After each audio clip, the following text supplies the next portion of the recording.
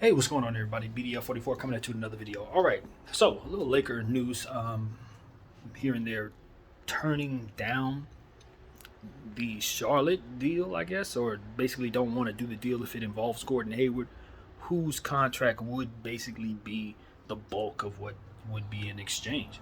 Um, the deal with Charlotte would have to include him unless you're going to try to put together like 4 and 5 different players that I don't think Charlotte should actually be looking to move in a trade like this.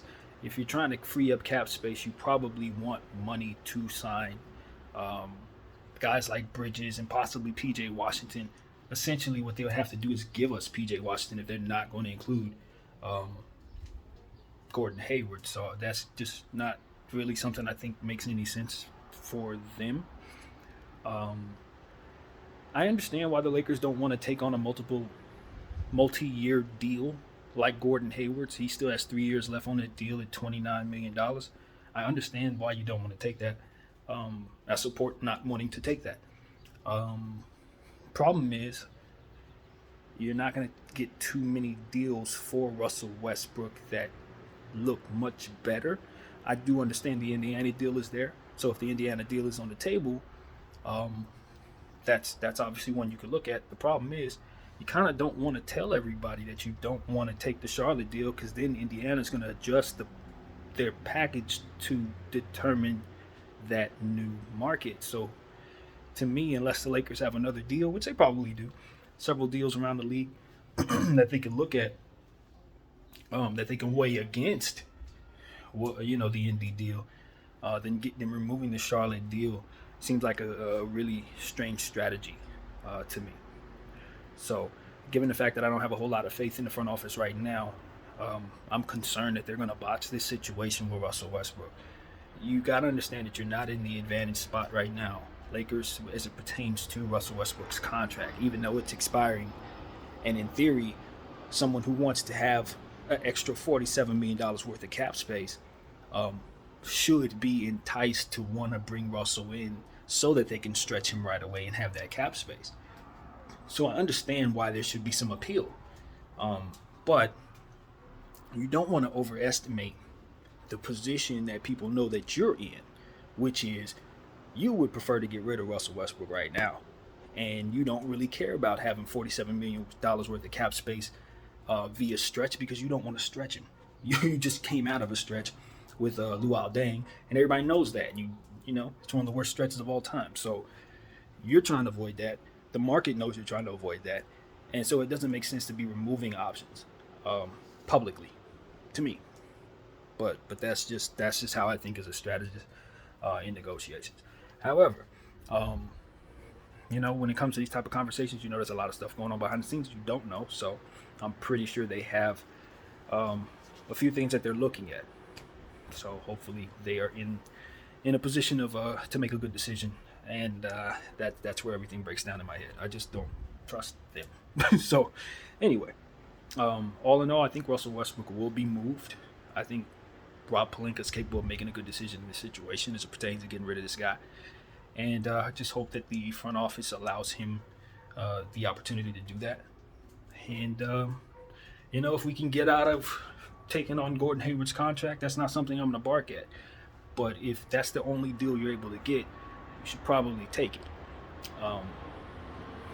Yeah, should. If they attach Terry Rozier, for sure. Now, if they're attaching Kelly Oubre and you don't value him to that degree, 3 years is a long time to take on Gordon Hayward. We don't expect him to play much. We already have injury-prone players. Look, I get it. But, yeah, running it back with Russell Westbrook next year is not an option. We need the flexibility.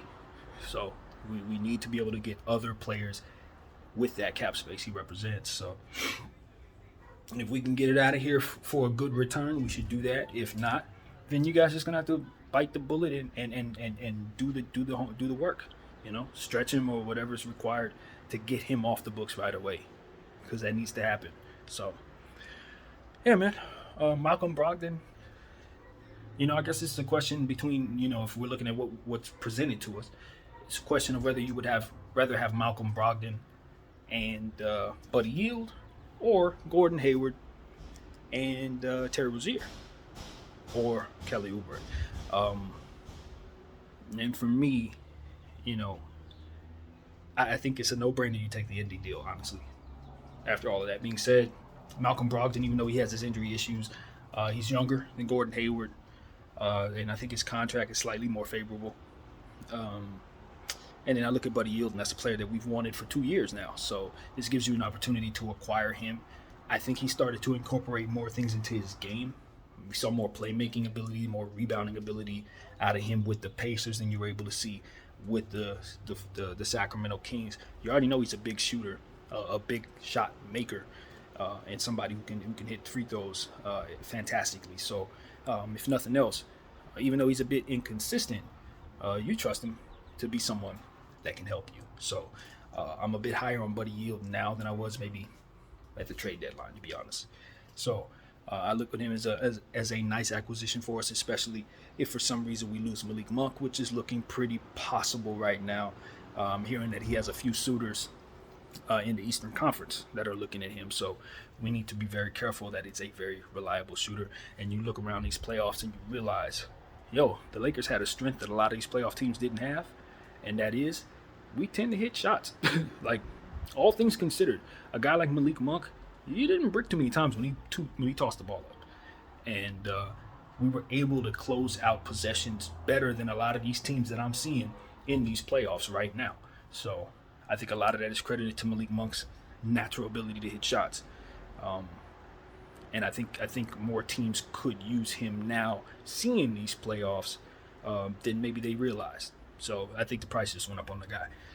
At any rate, Buddy, it would be a nice consolation to say the least. In fact, some would say an upgrade. So depends on how you look at it. Yeah, that's what it is, man. Ain't too much more to say. I just don't want the Lakers to get cute here. If you don't have a bunch of deals on the table, there should be no reason to leak information about you not being interested in anything.